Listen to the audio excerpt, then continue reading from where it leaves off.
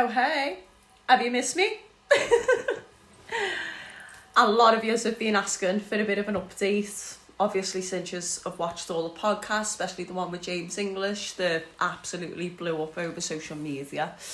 We are on 300,000 views, near enough. Go and run it up for me. Watch it a couple of times more just so we can get to 1 million. But life has been very, very hectic for the witch ever since that. Obviously, that led to a huge influx in work for me.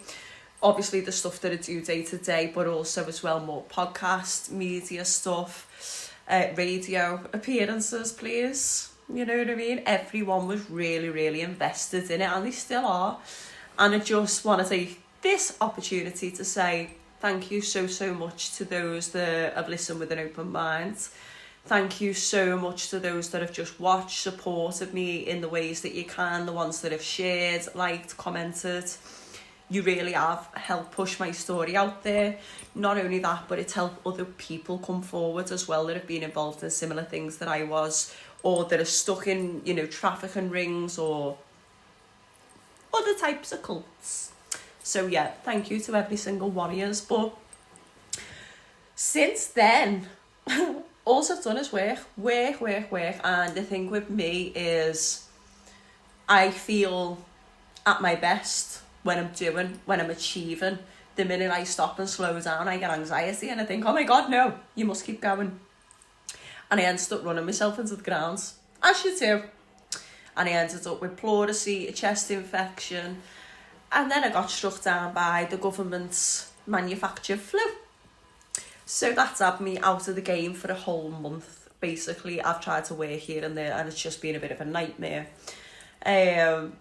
But while I have still been working, there has still been some incidents that have come up. One with the previous club that I was involved in. I expected a backlash after doing such a large podcast platform anyway. But I expected more than the stuff that I got. I've actually received a lot more abuse and a lot more threats from the Christian community. But either way, I had my car keyed. I was followed, still getting followed now. I don't know why they're following me because they know where to go every day. Know what I mean? Just meet me there, love. And I also had people knocking on my door as well, unannounced, early hours of the morning. They're just trying to shake me up type of thing. But either way, you got to catch me to kill me. That type of stuff. But I have also been able to help other people as well. Obviously, I can't go into detail because of their personal safety more than anything else. But a lot of people have come forward that have needed help out of similar situations as well. So that's been really good. The books, I'm doing my best to get them written. It's not something I want to rush through. It's something I really do want to take my time with, not only because I'm writing about my whole life here, my childhood, everything that led up to me making a decision that I did to sell my soul. Obviously, the stuff that I was involved in the club, I mean, that's a book in itself. And then, obviously, where I'm up to now. So it's going to be a trilogy. There's going to be 3 books. The first one is nearly finished.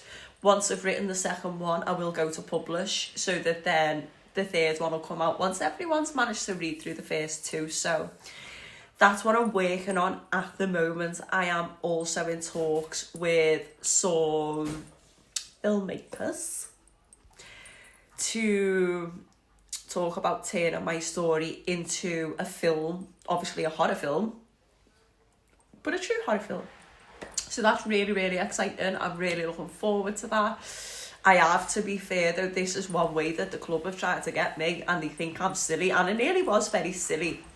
Just a quick story. So I've had a lot of people interested in turning my stories, particularly the podcast I did with James English, into a film or some other kind of docu-series type of thing. And I've had loads of emails, blah, blah, blah, and I'm sifting through them. Obviously, I've got to be careful. And I get an invite to go it's down south somewhere, I don't want to say where, to come and have a meeting. And where this place was near an international train station. So You know what I mean? And I'm thinking, that's weird.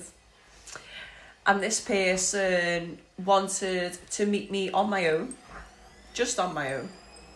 They wanted me to bring with me the envelopes, which I've got one or two, but I haven't got many. And I wasn't allowed to bring anyone with me. People could travel with me, but they wanted me to go into that meeting on my own. And I was talking to one of my clients. She's a friend. She's a girl who's on the same farm as me, and she's quite new to her spiritual journey, but she's very much psychic. And I was talking to her about it, and I was like, I'm excited. It sounds like quite a good opportunity, blah, blah, blah. Anyway, a couple of days passed, and she sent me a message, and she said, Molly, I've had a dream about you. I said, oh, people dream about me all the time. It's quite a normal phenomenon for me at this point. And she said, no, Molly, the dream was bad. Really, really bad. And basically, something had happened in this dream. It had turned violent, and then I had turned from myself into something totally different. I was dead behind the eyes. And she's explaining this dream to me. And the whole time I'm hearing it, I'm going, this is about this meeting. This is about this meeting. I know this is about this meeting. And what's so very interesting is she mentions a very particular object, a type of table that was in this dream, despite the fact that the dream was set in this lady's own home. And when she described this table to me, I've seen this table before, except I've seen it during a ritual at a club. And I was like, oh no, okay, I'm not going there then. And the more I've come away from that situation, and I've refused to go, and I've said, no, it's weird, don't feel it. The more I've gone, an international train station, going into a meeting on my own with no one around me.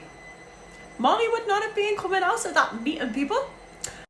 The club was about their wicked way with me, and, God knows what would have happened. And I've had, again, so many emails, so many inquiries, random phone calls from these people saying, I'm this person, I work with this, and I want to do this for you, and I'm just But either way, I've got in touch with, two lovely lads have got in touch with me who are traceable. They are connected to huge companies. Not only that, but they're completely transparent.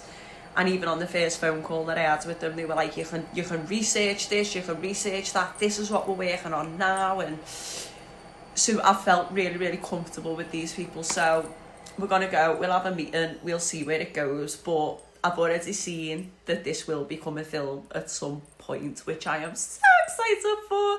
I hope I can star in it myself. I won't be able to play myself, but I reckon I could do like a cameo, like Quentin Tarantino does, mate. I'll just save the best bit for my cameo. What can I do? I'll think of somewhere in the story for me to go.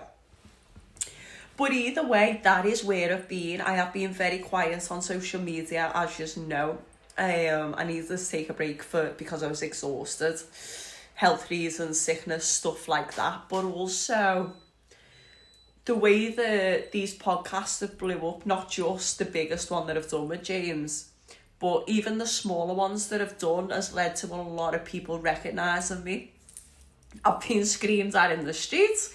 I get spotted everywhere I go. And while it's nice and it's like, oh yeah, I'm that witch, it can become quite overwhelming as well. And it does when you're not used to it. But either way, still